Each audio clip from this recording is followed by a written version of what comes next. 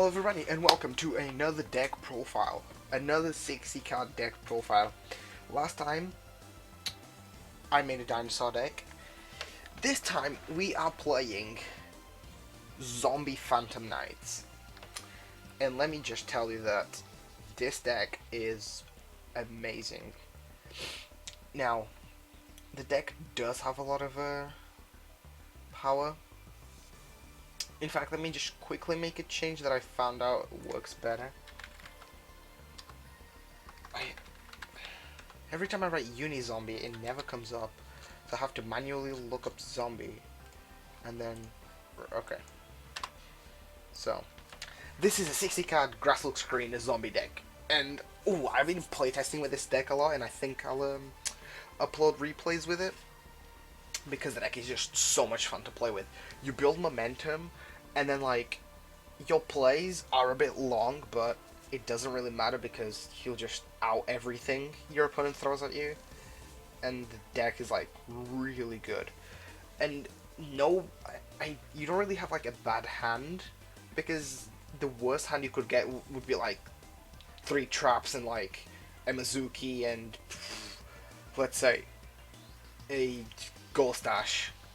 And even that, I've been able to come back games like with that because Mizuki pops off with Ghost Dash, and then Ghost Dash is a tuner. I've got a lot of level 4s, and then, oh boy, the deck just pops off really well. So, we play 2 Fairy Tale Snow. If this was a standard 40 card version, you just play 1 Fairy Tale Snow. But because it's a 60, I always want to see a Fairy Tale Snow in the grave, because this card is amazing and it does so much for you. Because you can normal summon it in Book of Moon, or you can banish 7 and then Book of Moon. And because you can special summon it from the grave, you don't need to use your Norden, although you could do it. And then the card has good attack, and it's level 4, so you can make rank 4 plays. Then we play the new card from Duelist Saga, Gozuki, and this card is really good. Because during your main phase, you send a zombie monster from the deck to the graveyard, so it's basically an Armageddon Knight, but for zombies. And then, if this card is sent to the graveyard, you banish a zombie from the graveyard, and then you special summon a zombie monster from your hand. So it's the opposite of Mizuki, where Mizuki special summons from the graveyard, this special summons from the hand. So you have this in the graveyard, and you have this in the graveyard, and you get 2 special summons out on the field, if you have some zombies in the grave. Which isn't the hardest thing to do, because you are playing a Solitaire, and you're also playing Uni-Zombie, so we play Gozuki because he's good, and we also play Mizuki because he's good, he's a zombie. We play 2 Armageddon Knight, and the reason for this is because, one, I play Rhoda, since the Phantom Knight engine is just warriors, so Armageddon Knight combos really well off them. And by sending a dark monster to the grave, so by dark I mean I can send Uni-Zombie, I can send any of the Phantom Knights. It speeds up the deck a little bit and adds consistency to it. Plus, you just make rank 4 plays, and solid card. Although there are some things you could change it for, but right now I like the Armageddon Knight. It has a lot of utility. Shiranui Solitaire. So you tribute this card and you special summon a zombie with 0 defense from the deck, aka your Uni-Zombie. And then you can target a banished... okay, so you target a banished Shiranui, blah blah blah blah, and then that effect doesn't really matter. You mainly play it. So this is like the Lone Fire Blossom for zombies. So imagine this is Baobaboon, and this is your Lone Fire. So you tribute this to special summon this, and then this you pop off. Uni-Zombie is like, I want to say the best zombie because he does so much for the deck. So what you do with this card is you target a monster on the field, discard a card, and increase its level by 1. Or you can target a face-up monster on the field.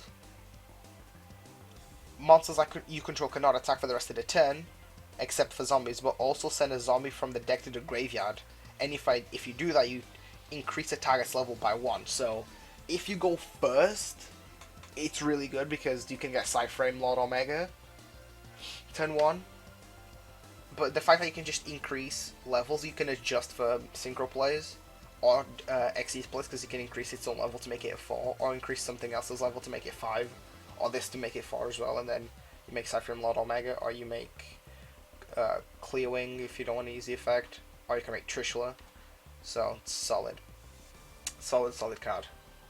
We play Terratop because it didn't get hit in the ban list, and also you can make any of the rank 3s the deck play. So you play Dante, you play Lavier, you play Totem Bird, and Phantom Knight, so it can make any of them.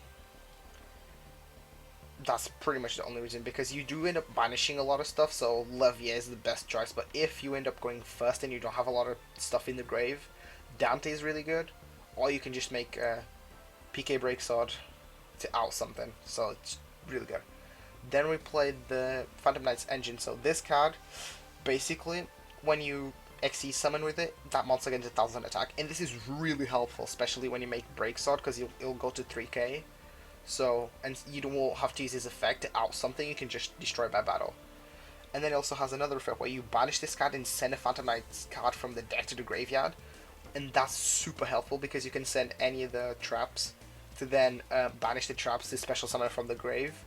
Or you can send a Phantom Knight monster that you don't have in the grave already. So if you have, for example, if you have Gloves and Cloak, you can send Boots to the grave and use Boots' effect, or you can just send a trap, so he's really good. Cloak is also strong because you increase the attack and defense of a monster, so that's a good effect overall, because it's by 800. So 800, it might not seem like a lot, but when you're on the 2000s and, like, say for example, your opponent has a card with 2800 and you have a card with 2400, for example, the 800 just helps out a ton. And then its other effect is you banish it from the grave and you add a Phantom Knight card from the deck to the hand, except Cloak. So it can be any Phantom Knight card. So it can be a monster, aka Boots, or a spell, like Rank Up Magic. So it's pretty good. He's a solid card.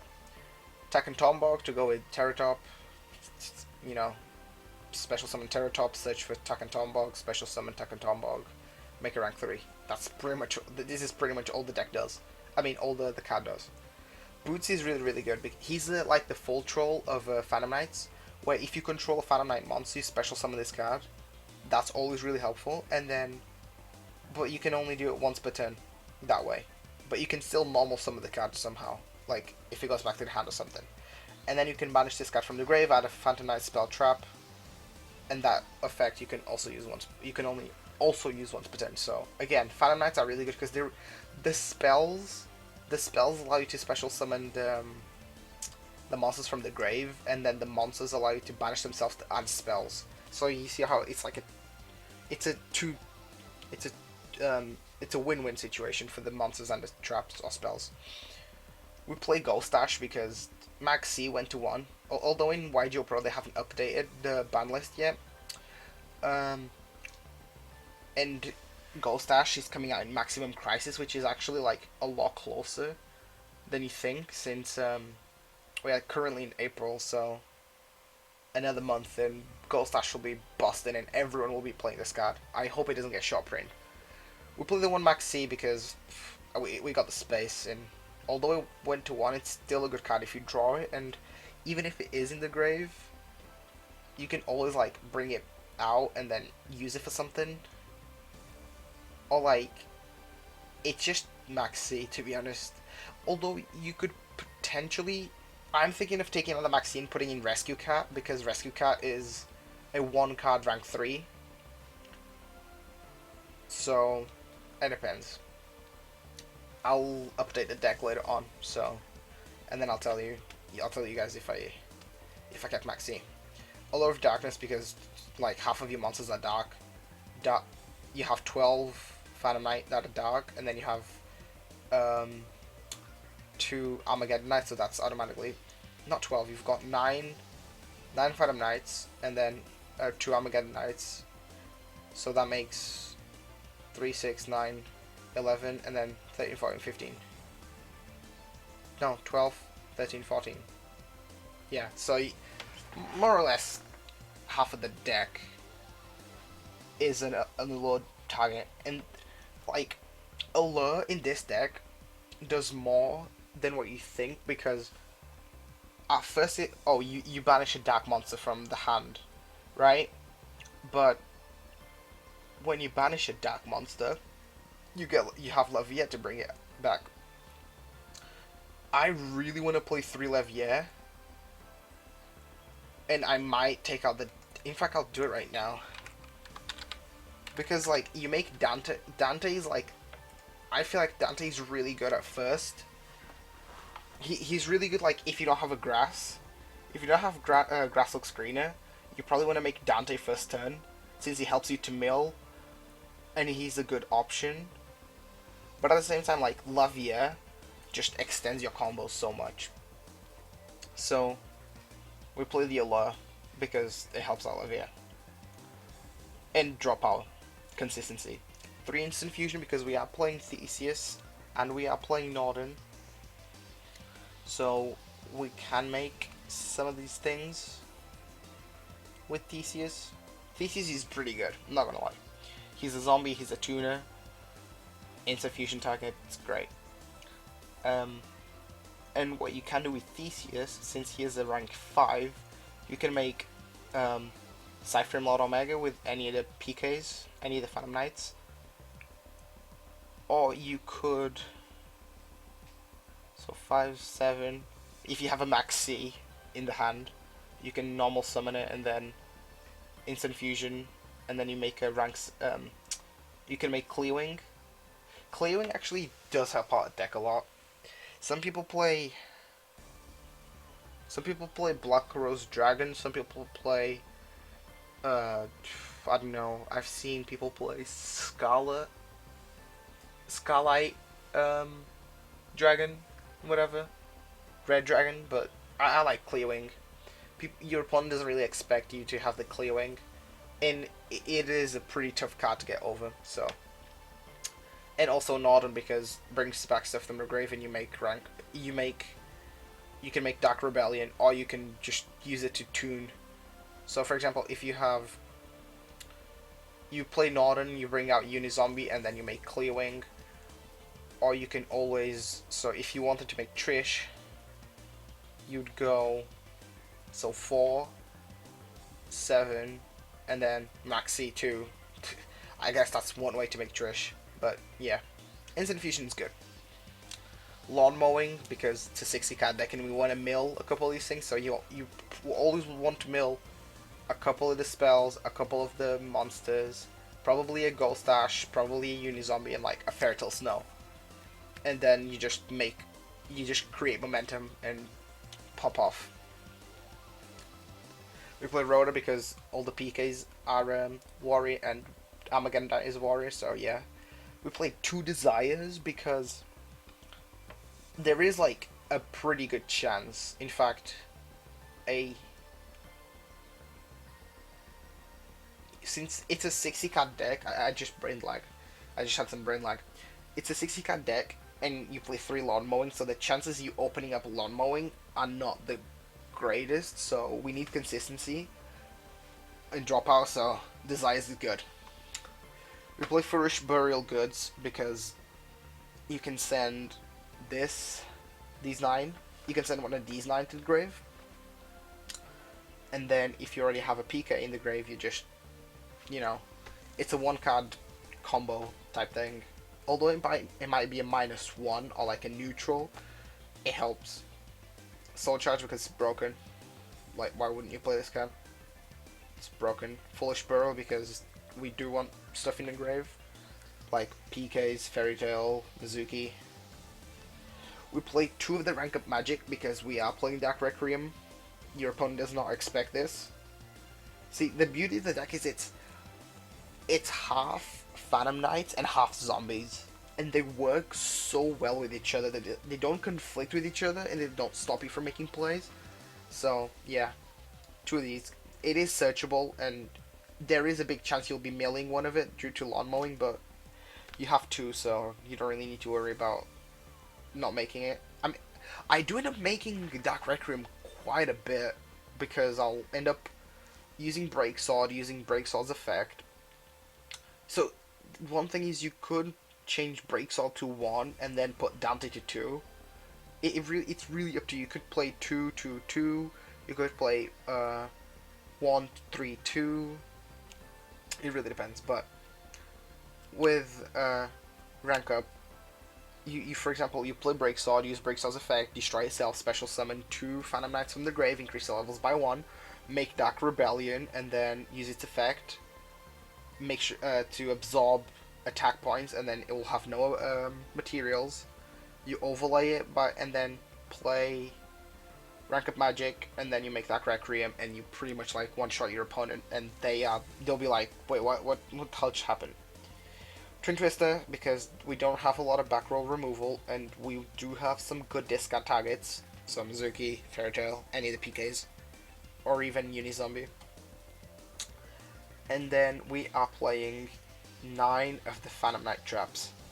We are not playing the ones that become monsters because this isn't a pure Phantom Knight deck. We are just playing the ones that have the greatest utility. So, Wing and Blade, Wing and Sword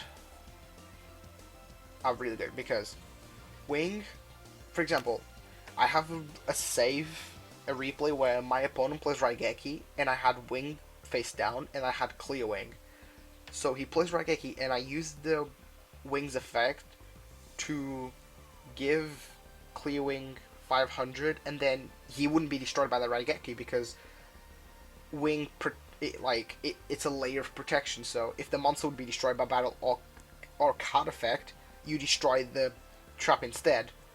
And then, not only that, but you also get the benefit of special summoning a Phantom Knight. So, Wing is really good. And this is basically the same as Wing, but it's a continuous trap, so you choose a monster, it gains 800 attack, and then again, if it will be destroyed by battle, you destroy the card instead. And then you also have the search effect.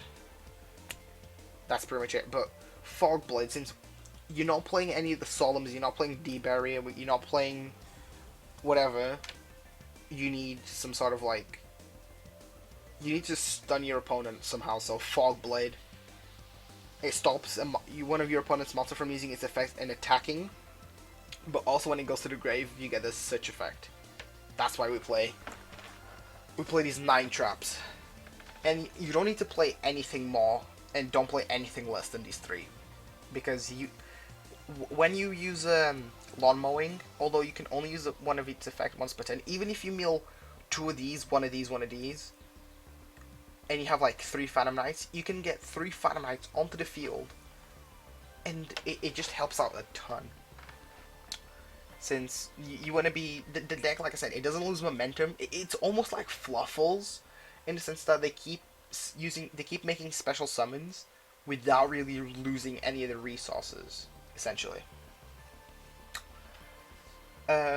What else? Now moving to the extra deck. Theseus because instant fusion, Norden because instant fusion, Trishula because it's stupid and we can make it, and I love this card. I honestly love this card in any deck that I can put this card on. I will do it. It's like my inner Kamina. If you don't know who Kamina Cat, then you know you should probably look him up. But rip Kamina Cat in his 101 series. But in honor of Kamina Cat, we play Trishula in every deck that we can because this card is stupid. Because you remove 1 card from the grave, you remove 1 card from the field, and you remove 1 card from the hand. And out of nowhere, your opponent just loses a monster, your opponent loses a card from the hand, and your opponent loses a card from the graveyard. And you gotta be smart when you make it Trishula, and it's ridiculous, and that's a reason why the card is limited to 1. We play 2 Cypher Lord Omega because Cypher Lord Omega, the 2 best plays that you can make first turn, like, going first is good, right? Because you can make your plays without being stopped or being stunned. But one of the best plays you can make turn 1 is 2 Cypher Lord Omega, or like 1 Cypher Lord Omega, and make like a Dante. So, yeah. You want to have 2 of this card, because this card is great. It's really good. You banish itself in a random card from the hand until the next standby phase. And then if this card is in the graveyard, I believe, you target a banished card and return it to the graveyard. You can, yeah, you target one card in either player's graveyard, and shuffle that card and this card into from the grave to the deck. So you, aside from Model Man, never really like dies. You just gotta wait a little bit. So yeah. Now Cleoing, I was looking at like I'll quickly show you guys. So Synchro rank 7 because I needed a rank not rank. I need a level 7. What's up? Oh, I've got the Wood Levy. So like when you look at rank 7, level 7s, you have a bunch of Black Wings, and you have like Odd. I guess Odd Eyes isn't too bad, but he relies on you having a Pendulum Zone, which you don't. I guess you have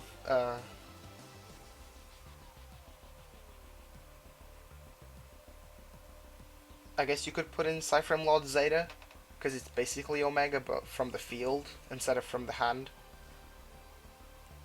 which isn't too bad, I guess. But Cleoing is better because it negates an effect and it deals burn damage. So then you have some like X Sabers, more Black Wings, Wind Witch. I guess you could play one of these two, which is what most people go for. You have like Naturia and like X Sabers and a bunch of other stuff. But when you look at like all of the options you have, Cleoing is probably the best one. So that's why I picked Cleoing. Because he negates, he has damage, he has burn, he's amazing. Moving on to the XCs, we play Dark Requiem, we play Dark Rebellion because you need Dark Rebellion to make Requiem, or like Requiem becomes better, like a million times better when you use Rebellion as material.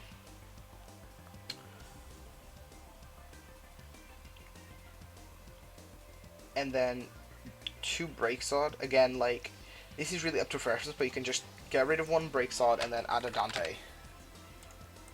And that wouldn't hurt you at all. That would not hurt you at all, because Break Sword, you use it once, and then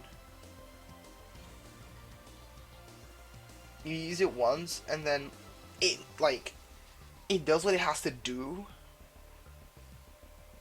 It does what it has to do, and then it helps you combo play, basically. We played the Totem Bird because it's also a good choice if you go first, because you are playing Terratop and it's a level 3, so Totem Bird is pretty good if your opponent needs the spell traps. For example, if they are also playing a 60 card deck and they play Grasslook Screener, you just say no to it with Totem Bird.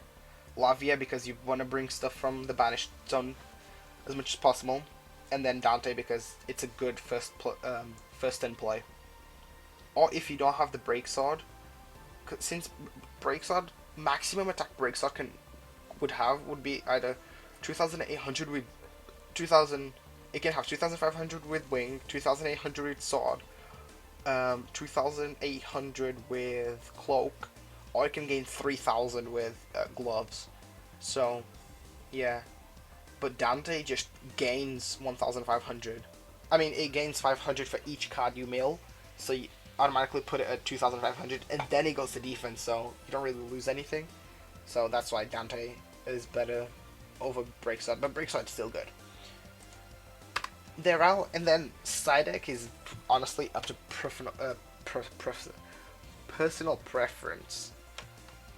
There are some like other good zombie cards you could play, but the only thing I would consider putting in the deck is DDR, because you discard one and then you special summon a banished card. But other than that, you probably want to play this build, or like some sort of version of this build. So what you could do is take out the Foolish Burial Belongings and put in 2 DDR, and the deck will still play more or less the same. It really depends whether you want to like use the zombies more. If you want to use the zombies more, then put DDR. But if you want to use your Phantom Knights more, then play Belongings. So yeah, if you guys did enjoy this video, don't forget to leave a like and maybe even subscribe, and comment telling me what kind of things I should change the deck, and what deck you guys would like to see next, or just make one anyways. And you can also follow me on Twitter if you wanna follow my dank memes. My Twitter's pretty lit, I'm not gonna lie. So until then, I'll see you guys in the next one.